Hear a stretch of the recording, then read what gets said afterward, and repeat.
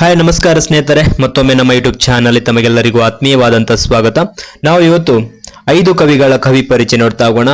ಮುಂದೆ ಬರುವ PDO exam ಆಗಿರಬಹುದು, ಗ್ರಾಮ ಲೆಕ್ಕಾಧಿಕಾರಿ ಹುದ್ದೆ ಆಗಿರಬಹುದು, KPSC group C, SD FD ಪರೀಕ್ಷೆಗಳಿಗೂ ತುಂಬಾ ಉಪಯುಕ್ತಕಾರಿ. ಈ ಕವಿಗಳ ಮೇಲೆ ಕ್ವಶನ್ ಅನ್ನು ಕೇಳಲಾಗ್ತದ. ನೋಡಿ ಸಂಪೂರ್ಣವಾಗಿ. ತಮಗೆ ಇಷ್ಟವಾದರೆ ಲೈಕ್ ಮಾಡಿ, ತಮ್ಮ ಸ್ನೇಹಿತರಿಗೂ ಶೇರ್ ಮಾಡಿ. ಓಕೆ, ಮೊದಲಿಗೆ ನಾವು ಪೂತಿ ನರಸಿಂಹಾಚಾರ್ಯರ ಬಗ್ಗೆ ನೋಡ್ತಾ ಹೋಗೋಣ. ನಮಗೆ ಪರೀಕ್ಷೆ ದೃಷ್ಟಿಯಿಂದ ಎಷ್ಟು ಬೇಕಲ್ಲೋ ಅಷ್ಟನ್ನೇ ಮಾತ್ರ ನೋಡ್ತಾ ಹೋಗೋಣ ಸ್ನೇಹಿತರೆ. ಈ ಪೂತಿ ನರಸಿಂಹಾಚಾರ್ಯರ ಪೂರ್ಣ ಹೆಸರು ಪುರೋಹಿತ ತಿರುವನಾರಾಯಣ ಅಯ್ಯಂಗಾರ ನರಸಿಂಹಾಚಾರ್ಯ. ಇವರ ಪೂರ್ಣ ಹೆಸರು ಏನ್ರಿ? ಪುರೋಹಿತ ತಿರುವನಾರಾಯಣ ಅಯ್ಯಂಗಾರ ನರಸಿಂಹಾಚಾರ್ಯ. ಇವರು ಮಂಡ್ಯ ಜಿಲ್ಲೆಯ ಮೇಲುಕೋಟೆಯಲ್ಲಿ 1905ರಲ್ಲಿ ಜನಿಸ್ತಾರೆ. ಮಂಡ್ಯ ಜಿಲ್ಲೆಯ ಮೇಲುಕೋಟೆಯಲ್ಲಿ. ಈಗ ಇವರ ಕವನ ಸಂಕಲನ ನೋಡ್ತಾ ಹೋಗೋಣ. ಹಣತೆ, ಮಾಂಡಳಿರು, ಹೃದಯ ವಿಹಾರ, ಮಲೆ ದೇಗುಲ, ಸರಸ್ವತಿ ಮತ್ತು ಇತರ ಕವನಗಳು, ಹಳೆಬೇರು ಹೊಸಚಿಗುರು, ಶಾರದಾ ಯಾಮೆನೆ, ಮಲ್ಲಿಗೆ ಮಾಲೆ. ನೋಡಿ ಇನ್ನೊಮ್ಮೆ: ಹಣತೆ, ಮಾಂಡಳಿರು, ಹೃದಯ ವಿಹಾರ, ಮಲೆ ದೇಗುಲ, ಸರಸ್ವತಿ ಮತ್ತು ಇತರ ಕವನಗಳು, ಹಳೆಬೇರು ಹೊಸಚಿಗುರು, ಶಾರದಾ ಯಾಮಿನಿ, ಮಲ್ಲಿಗೆ ಮಾಲೆ. ಇವು ಇವರ ಕವನ ಸಂಕಲನಗಳು. ಇವರ ಮಹಾಕಾವ್ಯ ಶ್ರೀ ಹರಿಚರಿತೆ. ಇವರ ಮಹಾಕಾವ್ಯ ಯಾವುದ್ರಿ? ಶ್ರೀ ಹರಿಚರಿತೆ. ಈಗ ಇವರ ನಾಟಕವನ್ನು ನೋಡಿ ಸ್ನೇಹಿತರೆ. ಅಹಲ್ಯ, ಗೋಕುಲ ನಿರ್ಗಮನ, ಶ್ರೀರಾಮ ಪಟ್ಟಾಭಿಷೇಕ, ಶಬರಿ, ವಿಕಟಕದಯ, ಹಂಸದಮಯಂತಿ ಮತ್ತು ಇತರ ರೂಪಕಗಳು, ಜಾನ್ವಿಗೆ ಜೋಡಿದಿವಿಗೆ, ಸತ್ಯಯನ ಹರಿಶ್ಚಂದ್ರ, ಕವಿ ಮತ್ತು ಡೋಣಿಯ ಬಿನದ. ನಾಟಕಗಳು: ಅಹಲ್ಯ, ಗೋಕುಲ ನಿರ್ಗಮನ, ಶ್ರೀರಾಮ ಪಟ್ಟಾಭಿಷೇಕ, ಶಬರಿ, ವಿಕಟಕವಿ ವಿಜಯ, ಹಂಸದಮಯಂತಿ ಮತ್ತು ಇತರ ರೂಪಕಗಳು, ಜಾನ್ವಿಗೆ ಜೋಡಿದಿವಿಗೆ, ಸತ್ಯಯನ ಹರಿಶ್ಚಂದ್ರ, ಕವಿ ಮತ್ತು ಡೋಣಿಯ ಬಿನದ. ಇವು ಪೂತಿ ನರಸಿಂಹಾಚಾರ್ಯರ ನಾಟಕಗಳು. ಇವರ ಪ್ರಬಂಧ ಸಂಕಲನಗಳು ನೋಡಿ. ರಾಮಾಚಾರಿ ನೆನಪು, ಧ್ವಜರಕ್ಷಣೆ. ರಾಮಾಚಾರಿ ನೆನಪು ಮತ್ತು ಧ್ವಜರಕ್ಷಣೆ ಇವು ಪ್ರಬಂಧ ಸಂಕಲನಗಳು. ಇವರಿಗೆ ಸಂದ ಪ್ರಶಸ್ತಿಗಳು: 1965ರಲ್ಲಿ ಹಂಸದಮಯಂತಿ ಮತ್ತು ಇತರ ರೂಪಗಳು ಕೃತಿಗೆ ಕೇಂದ್ರ ಸಾಹಿತ್ಯ ಅಕಾಡೆಮಿ ಲಭಿಸ್ತದ. ಹಂಸದಮಯಂತಿ ಮತ್ತು ಇತರ ರೂಪಗಳು ಕೃತಿಗೆ ಯಾವ ಪ್ರಶಸ್ತಿ ಲಭಿಸ್ತದ? ಕೇಂದ್ರ ಸಾಹಿತ್ಯ ಅಕಾಡೆಮಿ ಪ್ರಶಸ್ತಿ. 1990ರಲ್ಲಿ ಶ್ರೀ ಹರಿಚರಿತೆ ಕೃತಿಗೆ ಪಂಪ ಪ್ರಶಸ್ತಿ ಲಭಿಸ್ತದ. ಯಾವ ಕೃತಿಗೆ ಪಂಪ ಪ್ರಶಸ್ತಿ? ಶ್ರೀ ಹರಿಚರಿತೆ ಎನ್ನುವಂಥ ಕೃತಿಗೆ. ಇವರು 1981ರಲ್ಲಿ ಚಿಕ್ಕಮಗಳೂರಿನಲ್ಲಿ ನಡೆದ 53ನೇ ಅಖಿಲ ಭಾರತ ಕನ್ನಡ ಸಾಹಿತ್ಯ ಸಮ್ಮೇಳನದ ಅಧ್ಯಕ್ಷತೆಯನ್ನು ವಹಿಸಿಕೊಳ್ತಾರೆ. ಯಾರ್ರೀ? ಪೂತಿ ನರಸಿಂಹಾಚಾರ್ಯರು. ನಾವು ಎಂ ಗೋಪಾಲಕೃಷ್ಣ ಅಡಿಗರರ ಬಗ್ಗೆ ನೋಡ್ತಾ ಹೋಗೋಣ. ಇವರನ್ನು ನವ್ಯಕಾವ್ಯ ಚಕ್ರವರ್ತಿ ಮತ್ತು ಯುಗ ಪ್ರವರ್ತಕ ಎಂದು ಕರೆಯಲಾಗ್ತದ. ನವ್ಯಕಾವ್ಯ ಚಕ್ರವರ್ತಿ ಮತ್ತು ಯುಗ ಪ್ರವರ್ತಕ ಯಾರು? ಎಂ ಗೋಪಾಲಕೃಷ್ಣ ಅಡಿಗರು. ಇವರು ಉಡುಪಿ ಜಿಲ್ಲೆಯ ಕುಂದಾಪುರ ತಾಲೂಕಿನ ಮೋಗೆರೆ ಎಂಬಲ್ಲಿ ಜನಿಸ್ತಾರೆ. ಯಾರು? ಎಂ ಗೋಪಾಲಕೃಷ್ಣ ಅಡಿಗರು. ಈ ಎಂ ಗೋಪಾಲಕೃಷ್ಣ ಅಡಿಗರ ಮೊದಲ ಕವನ ಸಂಕಲನ ಯಾವುದು ಅಂತ ಕೇಳಿದಾಗ ಭಾವತರಂಗ ಇವರ ಮೊದಲ ಕವನ ಸಂಕಲನ.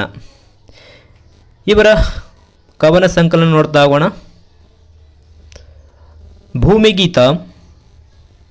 ಭೂಮಿಗೀತ, ಆಯ್ದ ಕವನಗಳು, ವರ್ಧಮಾನ, ಆರೋಹಣ, ಮೂಲಕ ಮಹಾಶಯರು, ಬತ್ತಲಾರದ ಗಂಗೆ, ಸುವರ್ಣ ಪುತ್ಥಳಿ, ಇದನ್ನು ಬಯಸಿರಲಿಲ್ಲ ಚಿಂತಾಮಣಿಯಲ್ಲಿ ಕಂಡ ಮುಖ.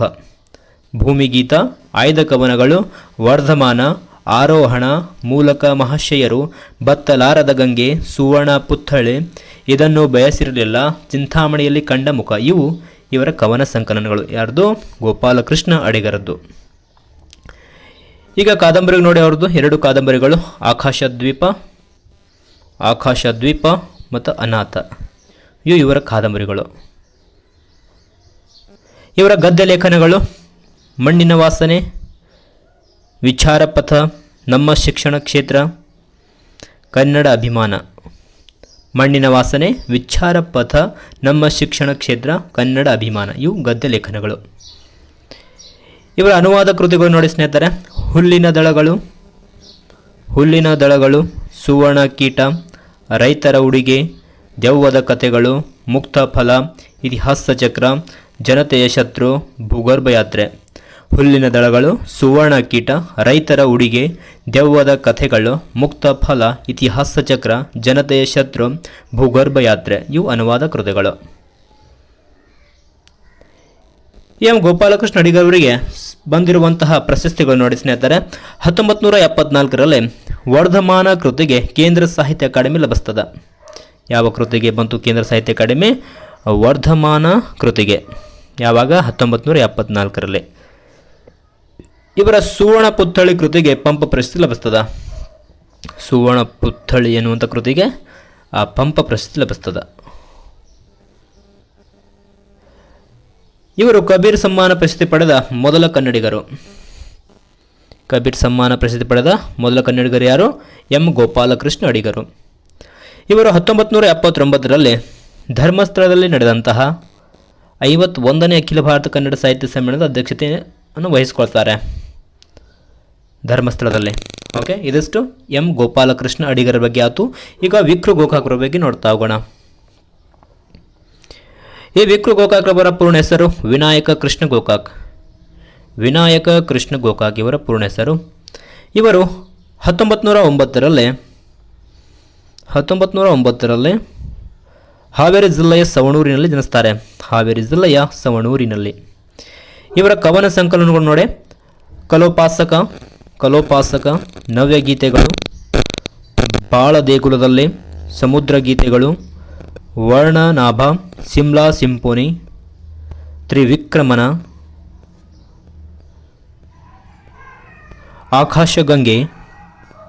ಆಕಾಶಗಂಗೆ, ಪಯಣ, ದ್ಯಾವಾ ಪೃಥ್ವಿ ಇವು ಇವರ ಕವನ ಸಂಕಲನಗಳು. ಇವರ ನಾಟಕಗಳು ನೋಡಿ: ಜನನಾಯಕ, ಮುನಿದ ಮಾರಿ, ವಿಮರ್ಶಕ ವೈದ್ಯ, ಯುಗಾಂತರ ಇವು ನಾಟಕಗಳು. ಜನನಾಯಕ, ಮುನಿದ ಮಾರಿ, ವಿಮರ್ಶಕ ವೈದ್ಯ, ಯುಗಾಂತರ. ಇವರ ಪ್ರವಾಸ ಸಾಹಿತ್ಯ ನೋಡಿ: ಸಮುದ್ರದಾಚೆಯಿಂದ ಮತ್ತು ಸಮುದ್ರದೀಚೆಯಿಂದ ಇವು ಪ್ರವಾಸ ಸಾಹಿತ್ಯ. ಇವರ ವಿಮರ್ಶಾ ಕೃತಿಗಳು: ಕವಿ ಕಾವ್ಯ ಮಹೋನ್ನತಿ, ಸೌಂದರ್ಯ ಮೀಮಾಂಸೆ, ನವ್ಯತೆ ಮತ್ತು ಕಾವ್ಯದ ಚಿಂತನೆ, ಆಂಗ್ಲ ನೀಡಿದ ಸ್ಫೂರ್ತಿ. ಕವಿ ಕಾವ್ಯ ಮಹೋನ್ನತಿ, ಸೌಂದರ್ಯ ಮೀಮಾಂಸೆ, ನವ್ಯತೆ ಮತ್ತು ಕಾವ್ಯದ ಚಿಂತನೆ, ಆಂಗ್ಲ ನೀಡಿದ ಸ್ಫೂರ್ತಿ ಇವು ವಿಮರ್ಶಾ ಕೃತಿಗಳು. ಇವರ ಕಾದಂಬರಿಗಳು ನೋಡಿ: ಸಮರಸವೇ ಜೀವನ, ಇಜ್ಜಡು ಮತ್ತು ಇಜ್ಜಡು ಇವು ಕಾದಂಬರಿಗಳು. ಯಾರ್ದ್ರಿ? ವಿಕ್ರು ಗೋಕಾಕ್ರ ಬಡದ್ದು. ಇವರ ಮಹಾಕಾವ್ಯ ಭಾರತ ಸಿಂಧು ರಶ್ಮಿ. ಇವರ ಮಹಾಕಾವ್ಯ ನೋಡಿ ಭಾರತ ಸಿಂಧು ರಶ್ಮಿ. ಇವರಿಗೆ ಬಂದಿರುವಂಥ ಪ್ರಶಸ್ತಿಗಳು ನೋಡಿ: ದ್ಯಾವಾ ಪೃಥ್ವಿ ಕೃತಿಗೆ ಕೇಂದ್ರ ಸಾಹಿತ್ಯ ಅಕಾಡೆಮಿ ಲಭಿಸ್ತದ. ದ್ಯಾವಾ ಪೃಥ್ವಿ ಕೃತಿಗೆ ಕೇಂದ್ರ ಸಾಹಿತ್ಯ ಅಕಾಡೆಮಿ ಯಾವಾಗ? 1960ರಲ್ಲಿ. ಇವರಿಗೆ 1990ರಲ್ಲಿ ಭಾರತ ಸಿಂಧು ರಶ್ಮಿ ಕೃತಿಗೆ ಜ್ಞಾನಪೀಠ ಲಭಿಸ್ತದ. ಜ್ಞಾನಪೀಠ ಪ್ರಶಸ್ತಿ 1990ರಲ್ಲಿ. ಇವರು 1958ರಲ್ಲಿ ಬಳ್ಳಾರಿಯಲ್ಲಿ ನಡೆದಂತಹ 40ನೇ ಅಖಿಲ ಭಾರತ ಕನ್ನಡ ಸಾಹಿತ್ಯ ಸಮ್ಮೇಳನದ ಅಧ್ಯಕ್ಷತೆ ವಹಿಸಿಕೊಳ್ತಾರೆ. ಎಲ್ಲಿ ನಡೆದದ? ಬಳ್ಳಾರಿಯಲ್ಲಿ. ಎಷ್ಟನೇದು? 40ನೇ ಅಖಿಲ ಭಾರತ ಕನ್ನಡ ಸಾಹಿತ್ಯ ಸಮ್ಮೇಳನ. ಇದಷ್ಟು ವಿಕ್ರು ಗೋಕಾಕ್ರ ಬಗ್ಗೆ ಆಯಿತು. ಈಗ ನಾವು ಟಿ.ಪಿ. ಕೈಲಾಸಂನ ಬಗ್ಗೆ ನೋಡ್ತಾ ಹೋಗೋಣ. ಈಗ ನಾವು ಟಿ.ಪಿ. ಕೈಲಾಸಂನವರನ್ನ ಕನ್ನಡದ ಪ್ರಹಸನದ ಪಿತಾಮಹ ಎಂದು ಕರೆಯುತ್ತಾರೆ. ಕನ್ನಡದ ಪ್ರಹಸನ ಪಿತಾಮಹ ಯಾರು? ಟಿ.ಪಿ. ಕೈಲಾಸಂ. ಇವರ ಪೂರ್ಣ ಹೆಸರು ತ್ಯಾಗರಾಜ್ ಪರಮಶಿವಯ್ಯ ಕೈಲಾಸಂ. ಇವರ ಪೂರ್ಣ ಹೆಸರೇನ್ರಿ? ತ್ಯಾಗರಾಜ್ ಪರಮಶಿವಯ್ಯ ಕೈಲಾಸಂ. ಇವರ ಜನನ ಬೆಂಗಳೂರಿನಲ್ಲಿ ಆಗ್ತದ 1884ರಲ್ಲಿ ಜನಿಸ್ತಾರೆ ಟಿ.ಪಿ. ಕೈಲಾಸಂನವರು. ಈಗ ಇವರ ನಾಟಕ ನೋಡ್ತಾ ಹೋಗೋಣ. ಬಹಳಷ್ಟು ಇವೆ ನಾಟಕಗಳು ನೋಡಿ: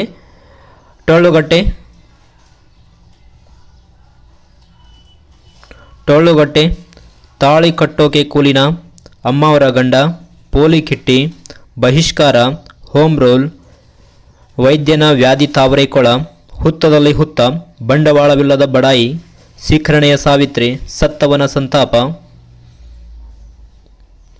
ಅನುಕೂಲಕ್ಕೊಬ್ಬ ಅಣ್ಣ, ನಿಮ್ಮ ಬ್ರಾಹ್ಮಣಿಕೆ, ನಿಮ್ಮ ಕ್ಲಬ್ ನಿಮ್ಮ ಕಂಪನಿ ಇನ್ನು ಇವೆ. ನಿಮ್ಮ ಕಂಪನಿ, ತ್ರಿಕಾಲಜ್ಞಾನ, ಮಠಾಧಿಪತಿ ಇವು ಇವರ ನಾಟಕಗಳು. ಯಾರದ್ದು? TP ಕೈಲಾಸಂನವರದ್ದು. ಇವರ ಕಥಾ ಸಂಕಲನ ಒಂದಿದೆ ನೋಡಿ, ತಾವರೆಕೆರೆ ಕಥಾ ಸಂಕಲನ, ತಾವರೆಕೆರೆ. ಇವರ ಕವನ ಸಂಕಲನಗಳು ತಿಪ್ಪಾರಹಳ್ಳಿ, ಕಾಸಿಗೆ ಹೋದ ನಮ್ಮ ಭಾವ, ನಂಜಿ ನನ್ನ ಅಪರಂಜಿ, ಅರಿಯು ಇವು ಕವನ ಸಂಕಲನಗಳು. ಇವರ ಕಾವ್ಯನಾಮ ಗುಂಡು, ಕಾವ್ಯನಾಮ. ಈಗ ಬಸವರಾಜ್ ಕಟ್ಟಿಮನಿಯವರ ಬಗ್ಗೆ ನೋಡ್ತಾ ಹೋಗೋಣ. ಇವರನ್ನ ಕತ್ತಿಮೊನೆ ಎಂದು ಕರೆಯುತ್ತಾರೆ. ಕತ್ತಿಮೊನೆ ಎಂದು ಯಾರನ್ನು ಕರೆಯಲಾಗ್ತದ? ಬಸವರಾಜ್ ಕಟ್ಟಿಮನಿ. ಇವರು 1919ರಲ್ಲಿ ಬೆಳಗಾವಿ ಜಿಲ್ಲೆಯ ಗೋಕಾಕ್ ತಾಲೂಕಿನ ಮಲಮರಡಿಯಲ್ಲಿ ಜನಿಸ್ತಾರೆ. ಗೋಕಾಕ್ ತಾಲೂಕಿನ ಮಲಮರಡಿಯಲ್ಲಿ ಜನಿಸ್ತಾರೆ. ಈಗ ಇವರ ಕಾದಂಬರಿಗಳು ನೋಡ್ತಾ ಹೋಗೋಣ. ಬಹಳಷ್ಟಿವೆ ಕಾದಂಬರಿಗಳು. ಸ್ವಾತಂತ್ರ್ಯದೆಡೆಗೆ, ಮಾಡಿ ಮಡಿದವರು, ಜ್ವಾಲಾಮುಖಿಯ ಮೇಲೆ, ಮೋಹದ ಬಲೆಯಲ್ಲಿ, ಖಾನಾವಳಿಯ ನೀಲ, ಬಲೆ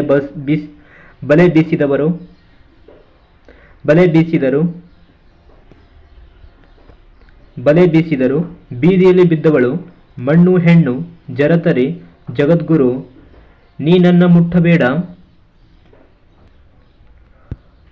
ಆಶ್ರಮವಾಸಿ,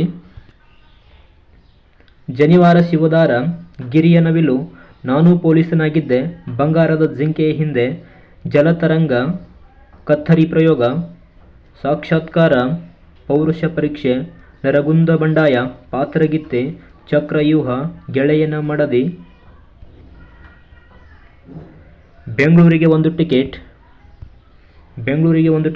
ಸಂಗೊಳ್ಳಿ ರಾಯಣ್ಣ, ಮಾಜಿ ಮಂತ್ರಿ, ಪ್ರತಾಪ, ಹೆಂಡತಿ, ಲೇವಾದೇವಿ ಇವು ಕಾದಂಬರಿಗಳು. ಇವರ ಕಥಾ ಸಂಕಲನವು ನೋಡಿ, ಸುಂಟರಗಾಳಿ, ಸೈನಿಕನ ಹೆಂಡತಿ, ಸೆರೆಯಿಂದ ಹೊರಗೆ, ಜೋಳದ ಬೆಳೆಯ ನಡುವೆ, ಜೀವನ ಕಲೆ, ಗುಲಾಬಿ ಹೂವು, ಕಾರವಾನ, ಗಿರಿಜಾ ಕಂಡ ಸಿನಿಮಾ, ಆಗಸ್ಟ್ 9, ಹುಲಿಯಣ್ಣನ ಮಗಳು, ಗರಡಿಯಾಳು. ಇವರ ನಾಟಕ ನೋಡಿ, ಪಟ್ಟಣದ ಹುಡುಗಿ. ನಾಟಕ ಪಟ್ಟಣದ ಹುಡುಗಿ ಯಾರದ್ದು? ಬಸವರಾಜ್ ಕಟ್ಟಿಮನಿಯವರದ್ದು. ಇವರ ಪ್ರವಾಸ ಕಥನ ನಾ ಕಂಡ ರಷ್ಯ. ಬಸವರಾಜ್ ಕಟ್ಟಿಮನಿಯವರ ಪ್ರವಾಸ ಕಥನ ನಾ ಕಂಡ ರಷ್ಯ. ಇವರ ಕವನ ಸಂಕಲನಗಳು ಕಾಂಪೋಸಿಟರ್, ಸ್ವತಂತ್ರವ್ವ ಇವರ ಕವನ ಸಂಕಲನಗಳು. ಆತ್ಮಕಥನ ಕಾದಂಬರಿಕಾರನ ಬದುಕು. ಇವರ ಆತ್ಮಕಥನ ಯಾವುದು? ಕಾದಂಬರಿಕಾರನ ಬದುಕು. 5 ಕವಿಗಳ ಕವಿ ಪರಿಚಯ. ನಮಗೆ ಪರೀಕ್ಷೆಯಲ್ಲಿ ಎಷ್ಟು ಬೇಕಲ್ವೋ ಅಷ್ಟನ್ನೇ ಮಾತ್ರ ನೋಡ್ತಾ ಬಂದಿರುವಂಥದ್ದು. ತಮಗೆ ಇಷ್ಟವಾದರೆ ಲೈಕ್ ಮಾಡಿ, ತಮ್ಮ ಸ್ನೇಹಿತರಿಗೂ ಶೇರ್ ಮಾಡಿ. ತಮಗೆ PDF ಲಿಂಕ್ ಬೇಕಾದ್ರೆ ನಮ್ಮ ಟೆಲಿಗ್ರಾಮನ್ನು ಜಾಯಿನ್ ಮಾಡ್ಕೊಳ್ಳಿ. ಅಲ್ಲಿ ನಾನು ಯಾವುದೇ ಕ್ಲಾಸನ್ನು ಮಾಡಿದರೂ ಕೂಡ ಅಲ್ಲಿ ನಾನು ಲಿಂಕನ್ನು ಕಳಿಸ್ತೇನೆ. Okay, thank you for watching.